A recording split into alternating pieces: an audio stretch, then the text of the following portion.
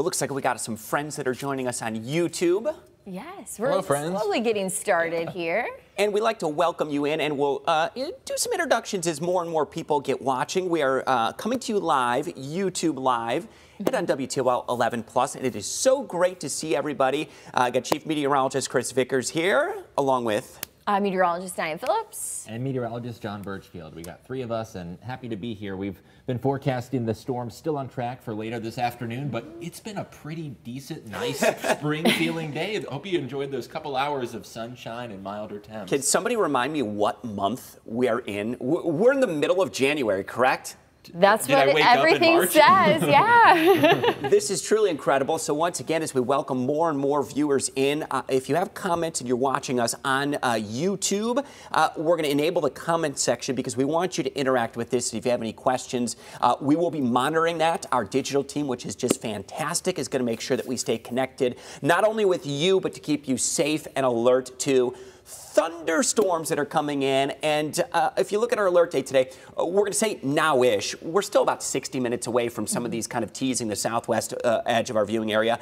They're going to be quick-moving storms moving through 5, 6, 7 o'clock. It's going to be a very tight window, but we want you to be prepared for that one, and we want you to be alert to that. So we've got many people watching YouTube Live and also on WTOL 11+. Pretty cool way to stay connected, isn't it? Yes, it's the future, really. Of course, we have social media, and we've all been updating our pages. And the app, I'm sure you guys have, in your pocket, your phone going off. So we've been busy, of course, doing all of the pushes, video updates, and also that severe thunderstorm watch that came through on the app. Yeah, the storms have really been bubbling up within the last couple of hours. I know at about 12 noon, radar was quiet, and because of the sun we got today, that actually fueled the storms to develop and begin to gain intensity. And if you've looked at radar on that WTOL 11 weather app, you're seeing those storms moving in now to north and northeastern Indiana, getting awfully close to the Buckeye State here.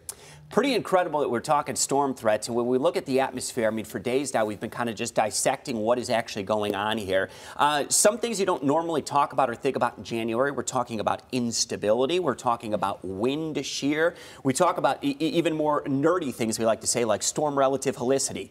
What on earth does that mean? It means the potential for spinning in the atmosphere.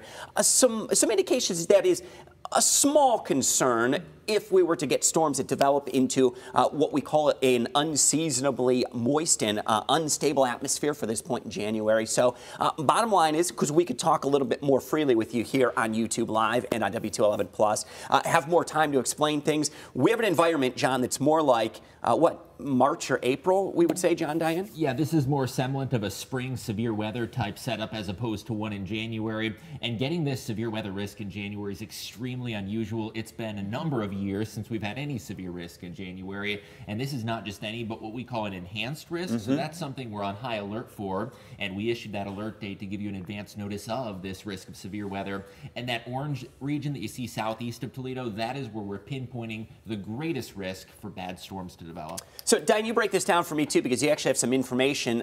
This bullseye of potential severe storms right across Ohio. How rare is this? Kind of put it into context for us. That's the thing. A lot of us were looking at this because it's January. Talking severe weather in January, it's not often that we have that bullseye overhead, and, of course, even in our neighborhood. And that enhanced risk that John was discussing, this is the first time we've seen that enhanced risk in the month of January. So this is definitely that rare winter yet summer kind of storm system, because though the calendar says, hey, it's January, the atmosphere says something else. And that's why, though, we still have those, the alert day out there. Also, that enhanced risk that we have. Of course, that is including our southern counties. You're going to find that through quite a few of them, thus sparking that severe thunderstorm watch. So the watch is going to go until 7 o'clock tonight, and we got that issued about 2 o'clock. So that means that, it's time to kind of think about what we should be doing as far as prep. So this is wild. I had all these really cool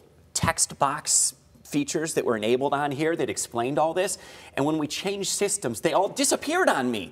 Technology. I've got gremlins in the system, but the team's doing a great job breaking this down. So yes, it is an enhanced storm risk. Diane, you mentioned the southern half of our viewing area is under a severe thunderstorm watch. John, this is till 7 o'clock. What are you expecting? How are you expecting this to unfold over the next few hours? So right now we're looking at radar trends, and what we've seen across Indiana is that there is some heavy downpours in these storms. There were a few severe thunderstorm warnings issued. So the biggest impacts other than the rain are going to be, of course, the strong straight line winds. We're talking about how these storms are going to come racing on through. They're going to be quick movers. In fact, they'll get through our viewing area from, say, the Indiana-Ohio state line to Cleveland in a matter of about 3 hours. So they're going to be moving quickly, and thus high winds will be a concern out of this. Of course, also some small hail is possible, and Chris did mention some of the parameters are suggesting a little bit of turning in the atmosphere, and that's not to say the tornado threat is high, but it's something that we're keeping a close eye on, and the tornado threat's greater than 0. And anytime there's any tornado threat, of course, it's something we take very seriously. All right, so I'm looking at my watch right now. At the present time right now, we're nearing about 3:15, so I'm thinking, all right, I got to get the kids from school, they got to get to practice, dinner's got to get done, we're running here, we're running there. So let's talk hour by hour timing. John, you mentioned this. It's a pretty tight window, so just about an hour from now, that's when we expect those storms to be arriving in the southwest corner of our viewing area. They're going to be coming out of Van Wert and Lima, so Allen and Paulding County.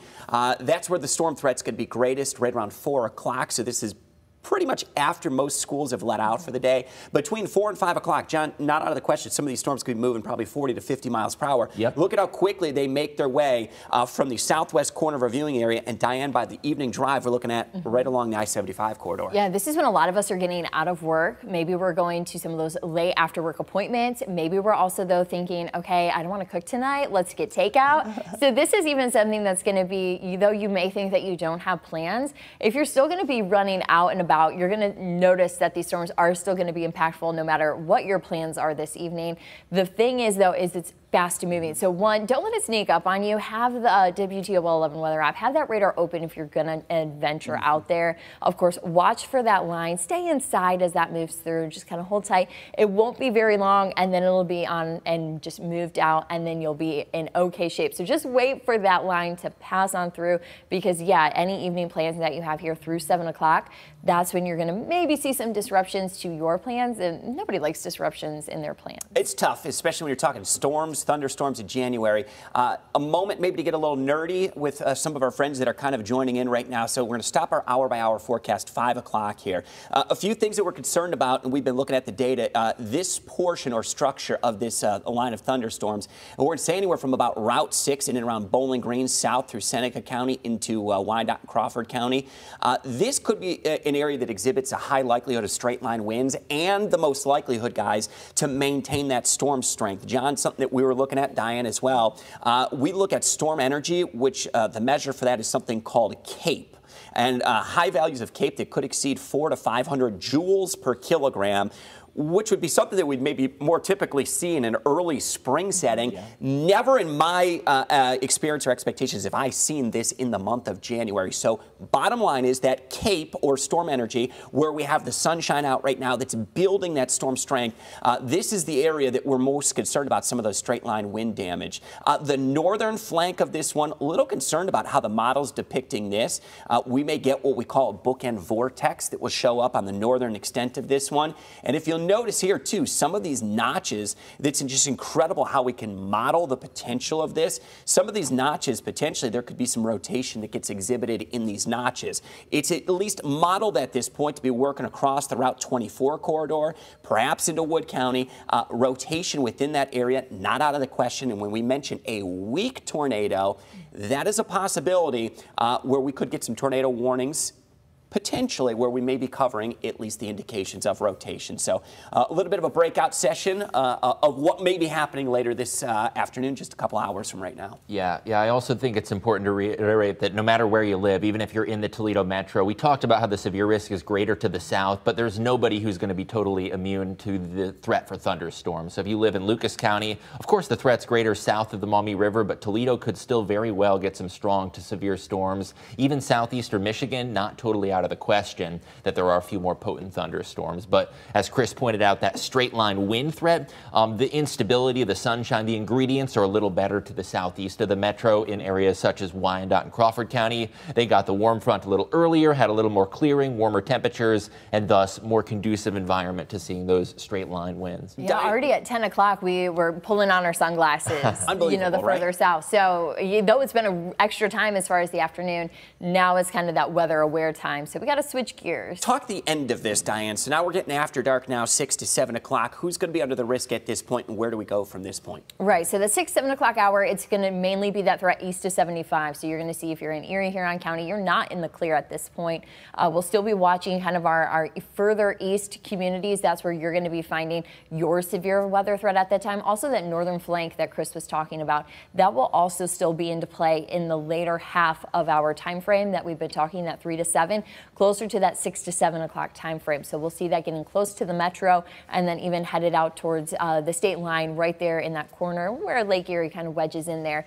And then that will head out towards our lakeshore communities and even our folks there out on the islands. So we'll continue to keep monitoring that even through the evening. Of course, our newscast will go through 6:30 and then we'll switch at 7 o'clock to Fox 36. But of course, we're going to continue to monitor this all through the evening as well. Yep. If there's any bit of good news, though, I know folks get very nervous about severe weather, especially when it happens in the evening and at night. But the good news is by the time you go to bed tonight, there's not going to be any threat of severe weather. By about 9 to 10, we're going to get the influx of some colder air. And you see that blue on the hour-by-hour forecast.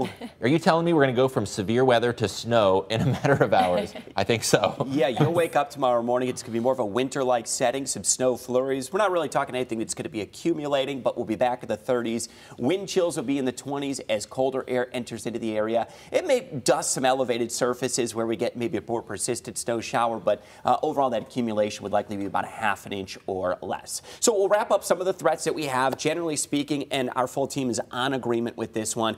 We're not expecting a widespread tornado risk, and where we could see a little rotation, could we get a tornado warning that we end up covering live on air? Absolutely. And know that the WTOL 11 weather team will be there for you if you're watching YouTube live right now or on WTOL 11 Plus. We will make sure that we get you connected to that information. Wind damage would likely be the biggest threat. Wind gusts of 50 to perhaps 60 miles per hour, reaching that severe criteria. And any hail, generally speaking, is going to be small. Pea-sized to penny-sized hail would be the most likely outcome. Very cool features. We kind of give you a little bit of tutorial on our WTOL 11 weather app, another great way to stay connected.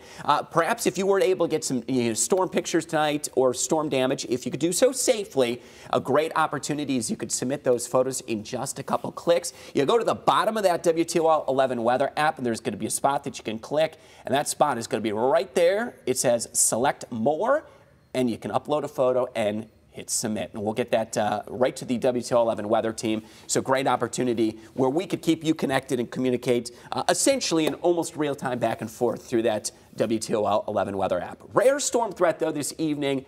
We want everyone to be on their toes for this one, Diane. Yes, and of course, we're going to continue to cover this even as this gets closer. I'm sure Chris will have that radar coming up here. And of course, like I said, if you're going to be out and about this evening, you do have plans, just check radar before you head out. If you can wait just a little bit, it'll be well worth it because we'll be watching that line. And John, you said those impacts, they're going to be there. This is, you know, some stronger storms that we're watching. Already seeing a few lightning strikes start to push into north and northwest Ohio. Of course, this is still a little bit out of reach, closer to Lima, but I do see a little bit of lightning there south of Fort Wayne near Muncie, and this will be here in just a couple hours. So stay on high alert, and we'll keep you posted. Yeah, a couple of fresh lightning strikes, John, that are just showing up. I'll enlarge them a little bit. Yeah. And they do have some cluster, but overall, this is looking a little messy. We got 16 lightning strikes anywhere from just east of Muncie, Indiana, over to the Ohio-Indiana state line. When we kind of look at this, Diane, you and I were talking about the organization of these storms. Nothing really stands out as discrete right now, which would mean developing independent of other storms. It's all kind of just jumbled and messy together. Yes. Relatively speaking, tell those that are watching what that means when it's all kind of jumbled together. It's really hard for one to stand out, to really kind of absorb everything and to take all the good ingredients, we would say, for us. What good as far as what a storm would think is those good ingredients. Good ingredients for a storm to survive or thrive or develop. Yes. They're essentially competing for what what limited instability we have in the atmosphere. Yes, yeah, and like we had said, there's not a lot of that storm energy out there, so our storms are just going to work with what they can find, but there's definitely a lot of competition there as those start to move across the state line. Yeah, also worth noting, though, that as they pass into Ohio, we have a little bit more of a conducive environment to those storms, so it wouldn't be out of the question to see them increase, to see them strengthen, especially since we do have that orange area primarily in Ohio. We're expecting an uptick in those thunderstorms over the next few hours. And that enhanced risk does include parts of our viewing area,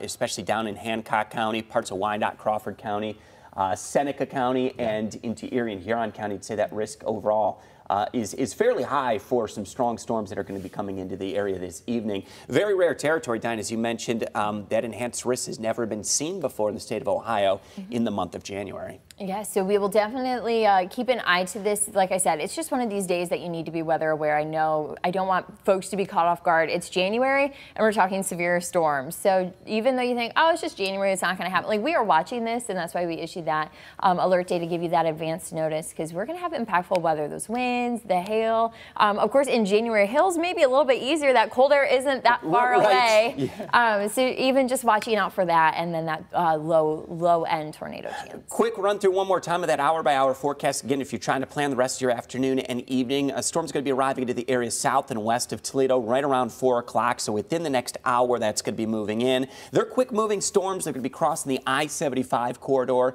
through 5 p.m., and this is going to be just before it actually gets dark. Sunset just after 5:30. So we want you to be cautious of that one. Some of the structure associated with these storms could be indicative of some straight-line wind damage and the potential that we may get a few isolated storms that do exhibit some rotation, which is why we can't rule out completely the threat of an isolated weaker tornado. But we just want you to be alert and prepared for the general threat of storms that could be strong rolling through the area. 6 p.m. they're moving east of I-75. They flush out of the area. I'd say, guys, by 7 o'clock, and John made a great point, by the time you go to bed tonight, this is going to be just in the rear view mirror. Distant memory. We'll be seeing those storm threats completely over with, and it will be cold enough that snowflakes do come into the area tonight and into tomorrow morning. So we'll keep those alert day threats really just through the early evening, and then we'll be able to see that calm down tonight. Yes, so of course have the WTOL 11 weather app. I know we sent that push alert out, so a lot of you kind of tapped Seymour and then you found our stream. So of course we're happy that you're using that app. Use all those tools that are in that radar tab to your liking, because it's going to be helpful here as we go through this evening. So use that app. It's going to be a really helpful tool for you. All right, we appreciate you joining us for this live session on YouTube or WTOL 11 Plus.